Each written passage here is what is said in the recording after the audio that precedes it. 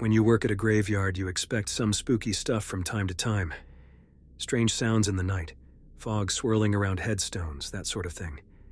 But in my 5 years as head groundskeeper at Oakwood Cemetery, nothing prepared me for the disturbing events that occurred last week. It began like any other day. I arrived at 8 a.m. to begin my usual duties of mowing, pruning trees, and clearing debris. As I drove my utility cart down the winding paved paths, surrounded by silent graves, everything appeared in order. Until I passed the hilltop section in the northwest corner. Out of the corner of my eye, the headstones and monuments seemed off. Crooked, shifted slightly askew. I chalked it up to an optical illusion caused by the morning fog passing through. But still, an unsettled feeling gnawed at me that I couldn't shake. The next morning, the sensation returned. As I wound my way uphill, the rows of graves clearly appeared out of alignment. Stone angels tilted at awkward angles, bases of headstones no longer centered on plots. It was subtle but unmistakable. My first thought was vandalism, but oddly nothing was overtly damaged or defaced. Whoever or whatever did this had carefully moved the graves under the cover of night. But why take the risk just to rearrange them slightly? It made no sense. Clearly my reports of nothing amiss were mistaken, but how could I explain this eerie phenomenon to the owner, Mr. Nelson? He'd think I was crazy, or trying to stir up drama. Still, I had to say something. Leaving out speculation of paranormal activity, I simply informed Mr. Nelson that some graves in Section D appeared shifted from their foundations, possibly by vandals. He raised a skeptical eyebrow, but agreed to inspect. The next morning when we met at the site, a knot formed in my stomach. All was as I left it the previous evening. The graves stood in neat, ordered rows, completely undisturbed. Mr. Nelson crossed his arms, glaring at me for wasting his time. At a loss, I stammered that I didn't understand. It clearly wasn't my imagination. He just shook his head dismissively. As I drove back past the site later, a chill ran down my spine. The graves were now subtly moved once more. I decided that tonight I would hide and stake out the area to try catching whoever was messing with the graves under cover of darkness. Just before closing, I tucked myself behind a large stone angel with a view of the disturbed plots, and waited. Dead silence filled the night. Wispy strands of fog wrapped around the markers, obscuring them from view. Somewhere a crow cawed, the echo magnified in the stillness. Nothing else stirred as the hours passed at a torturous pace. Stiff from sitting, I finally stood and shook out my numb legs. I must have dozed off, but the graves before me remained untouched. Discouraged, I grabbed my flashlight and stepped onto the path. A distant rumbling made me pause. Thunder? No. It was rhythmic, almost machine-like, coming from the far side of the hill. Creeping slowly along the path, my light flashed over each undisturbed plot. The strange sound grew louder, like churning gravel. I reached the far end of the row where the noise originated. Where I expected to discover an explanation, there was only empty ground. Yet the thunderous rumble remained, seeming to vibrate the very air around me. The flashlight flickered once, then went out. I smacked it against my palm, but it was dead. The noise abruptly ceased. A security light on a pole snapped on, bathing the area in a harsh glow, and illuminating the horrifying sight before me. Every single grave now gaped open. Empty coffins strewn about, bones scattered haphazardly among shredded shrouds. Cold terror gripped my chest. Only one desire filled me, to get as far away from this place as possible. I took off running down the path, not daring to look back. I didn't stop until I was safe in my truck, peeled out of the gates, and onto the main road away from the house of the dead. Catching my breath, I weighed my options. No way would Mr. Nelson believe me, let alone the police. Perhaps it was some elaborate prank by local teens. Maybe I could just quietly put the displaced coffins back into the ravaged graves. Try to make sense of it tomorrow in the light of day. Exhausted, I decided I couldn't just ignore this. First thing tomorrow, I will document all the evidence and call the authorities myself. Someone needed to know what happened tonight. I drove home, glancing constantly in my rearview mirror, feeling unseen eyes upon me as I left the graves behind. After a mostly sleepless night, I arrived back at dawn fully expecting to now find everything normal. Instead, my heart dropped, seeing the yawning open plots still violated, contents strewn about haphazardly. It hadn't been a nightmare after all. I sat astounded in my idling truck, grappling with this impossible scenario. How could I even begin to set this right? Just then, Mr. Nelson's black town car pulled up the drive. I waved him down urgently before he reached the chaotic site. He frowned at my disheveled, panicked appearance as I hastily explained what transpired during my stakeout. His expression grew stern, clearly skeptical of my ramblings, but his mocking reply died on his lips when we crested the hill. His face went ghostly pale at the sight of the exposed tombs. He crossed himself and whispered prayers, staggering back.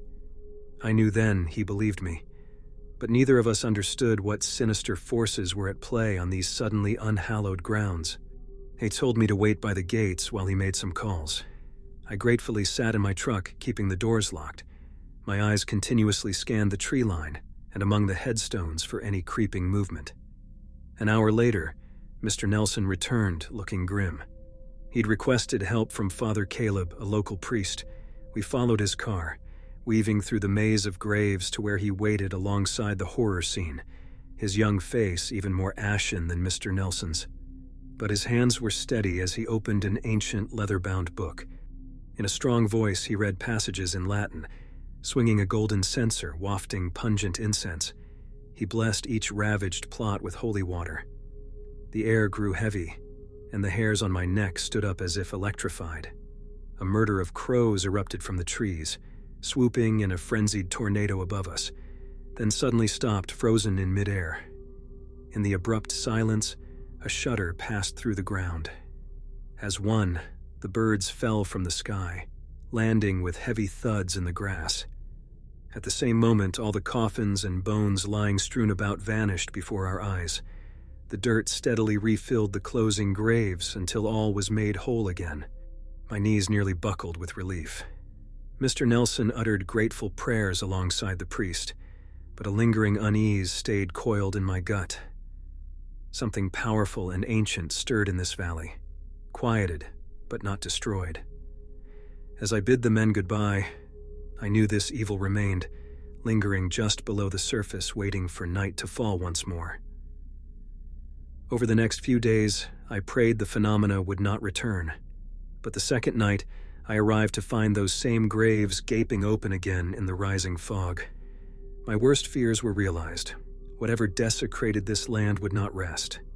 As I got behind the wheel that evening, I knew I would not be back. The keys to the groundskeeper's cottage lay on Mr. Nelson's desk. Maybe someday I would return when the day came that the graves remained where the dead were laid to rest, undisturbed through the night. But until then, I would not face the darkness on that hill again.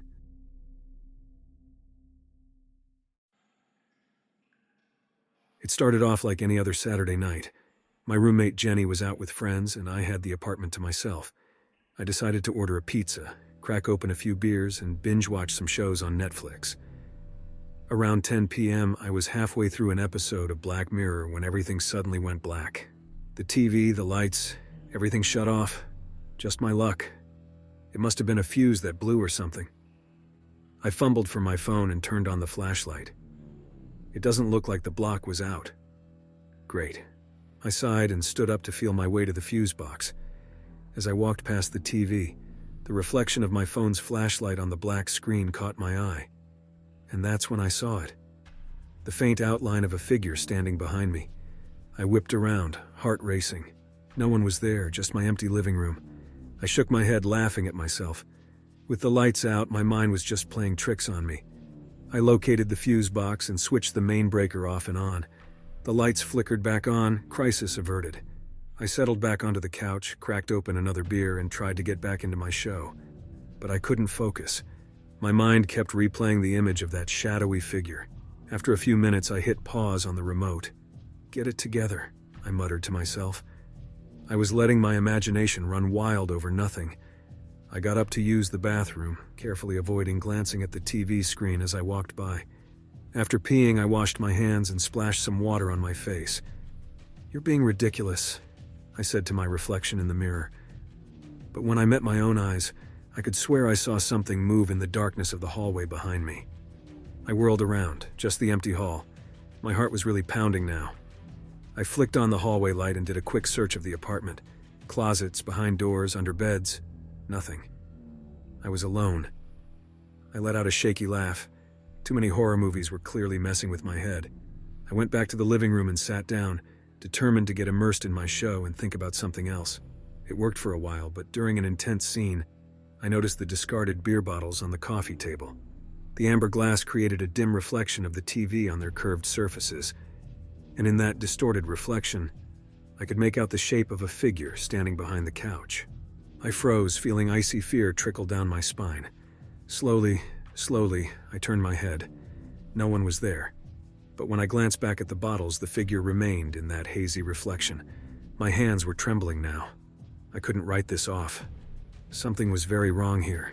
I looked directly at the TV screen itself. No figure. But its shadowy form was unmistakable in the glass reflection. I leapt off the couch and backed away towards the front door. As I did, the figure in the reflection moved with me, always lurking just behind my shoulder. I fumbled to turn the deadbolt and yanked the door open. And that's when all the lights shut off again. I was plunged into blackness. My breath was coming in panicked gasps now. I could feel it, a presence, hovering right behind me. Slowly, filled with terror, I turned my head. Just over my shoulder, I could make out the silhouette of a man, his features obscured by shadows. He was so close I could feel his breath on my neck. A blood-curdling scream tore from my lungs. I recoiled away from the figure, lost my footing, and tumbled backward out the open door. I crashed onto the landing, my head cracking against the floor. Dazed, vision blurring, I looked back at my dark apartment. There was no one there. Then my eyes drifted down to the puddle of water by the welcome mat. In its rippling reflection, I could see the faint outline of a man standing in my doorway, looking down at me. I scrambled to my feet and fled down the stairs. I raced out of the building onto the empty, darkened street, not looking back once. Even now, I'm too scared to return to the apartment. I still don't know what I saw. A ghost? A hallucination? All I know is those reflections revealed something sinister lurking in my apartment last night, something I can't explain. And I'm terrified it's still in there waiting for me.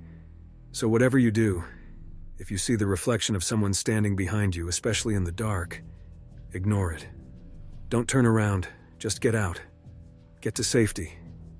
Because your mind isn't playing tricks on you. There's something there. Something evil. And it's very, very real.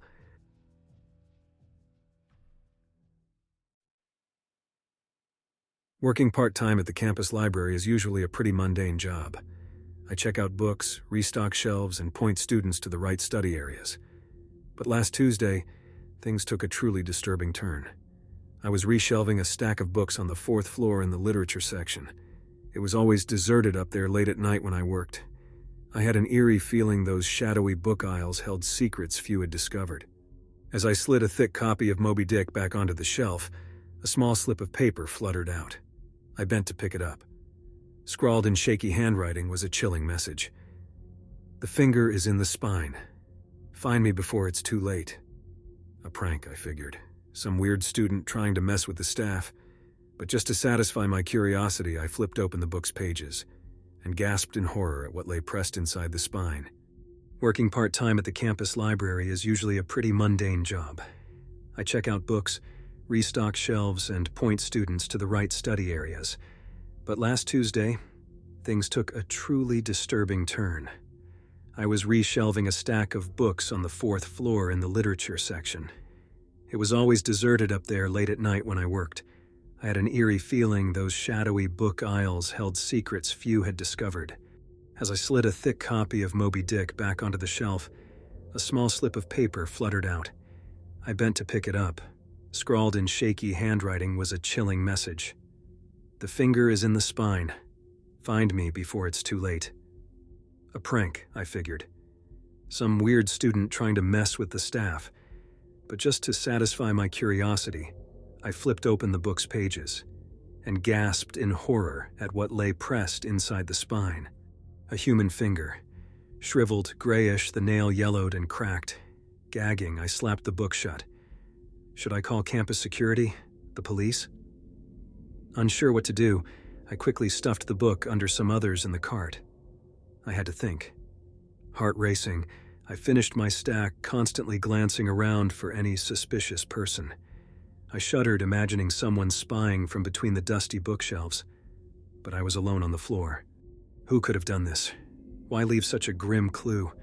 Curiosity warred with dread as questions raced through my mind. Against my better judgment, I retrieved Moby Dick to examine the finger again, hoping for any hint of identity. The skin was pruned as if submerged in water for a long time. Holding my breath against the faint, decaying odor, I searched for distinguishing marks. On the tip was a small scar. Evidence this belonged to a real person once. I knew I should alert the authorities, but something stopped me. What if I uncovered who it belonged to first? After refilling my cart, I slipped downstairs to the computer lab. On a private terminal, I searched the school records for students with finger injuries. Over 3,000 enrollment records to sift through. After 2 hours of scrolling aimlessly, my eyes were bleary. I was about to give up when a name jumped out. Amanda Roy, a nursing student. Her emergency contact form noted an accident that cost her right pinky finger. My pulse quickened.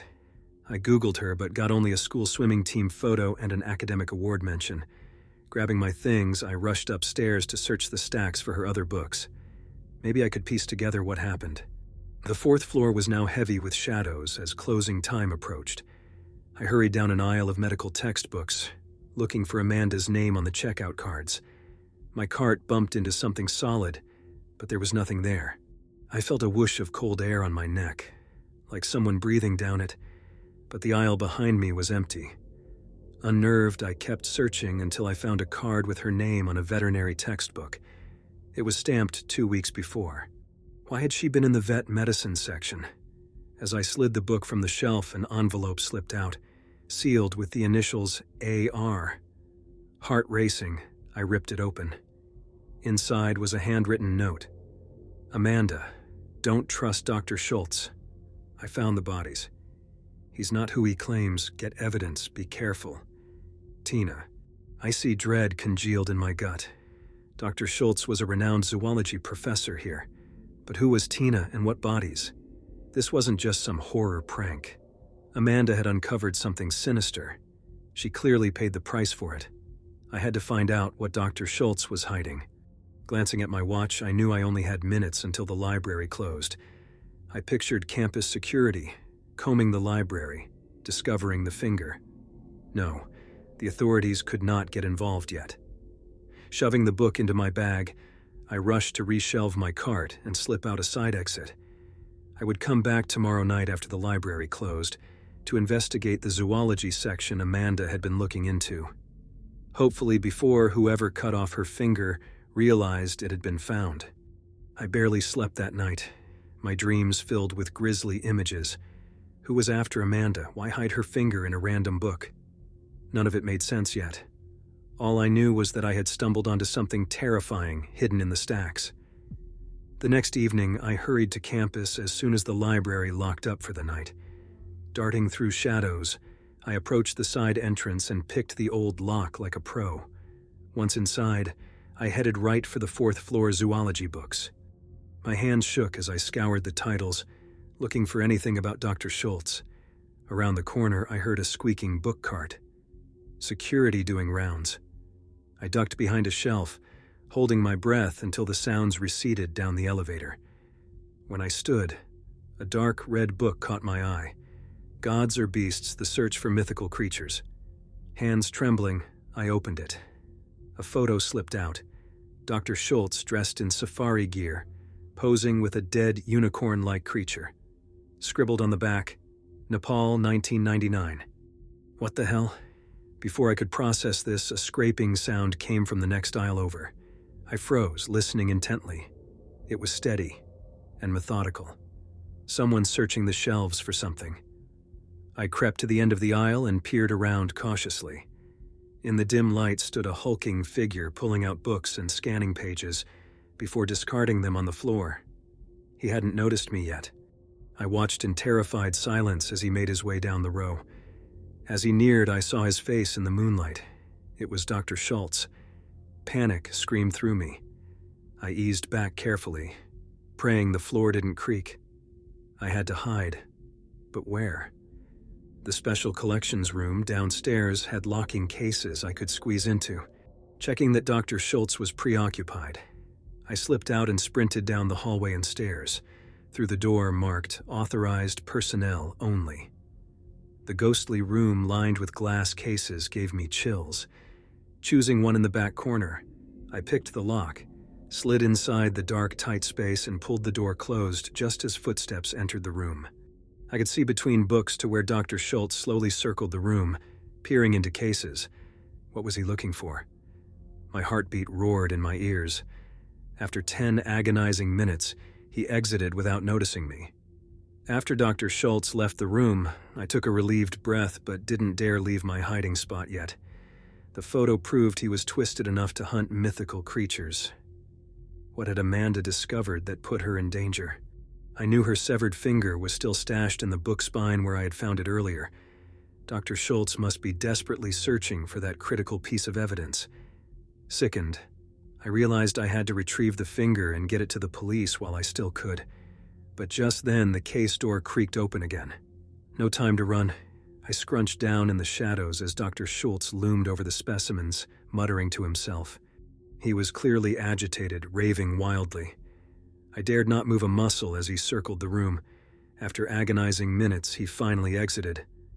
I let out my held breath, heart still racing. This was my chance. I had to get to that book. In that instant, I leapt from my hiding spot, slamming into him. He roared with rage. Blindly, I sprinted to the exit. Footsteps pounded after me. I raced through the pitch-black stacks, taking random turns, my lungs burning. A dead end. Whirling around, I saw his hulking outline fill the aisle, blocking my escape. Fingers like steel wrapped around my throat, lifting me off the ground. As blackness seeped into my vision, I went limp. He released me and I slumped to the floor. Playing dead bought me seconds as he felt for my pulse, then turned to leave. The instant his footsteps faded, I scrambled up gasping and crashed through the exit doors, setting off alarms. Across campus, I spotted 2 patrol cars pulling up to the library and screamed for their help. Later at the station, after I recounted everything, the police confirmed Amanda Roy had vanished 2 weeks prior. They apprehended Dr. Schultz at his home, uncovering disturbing occult experiments. The missing girl hasn't been found, but at least I spared someone else from becoming another hidden victim in the library's depths. But since that night, sometimes I still hear footsteps trailing me in the aisles or smell a faint whiff of decaying flesh. Shadows seem to move and resettle once I pass. Now I wonder what other secrets might be buried in those dusty stacks, waiting to be discovered.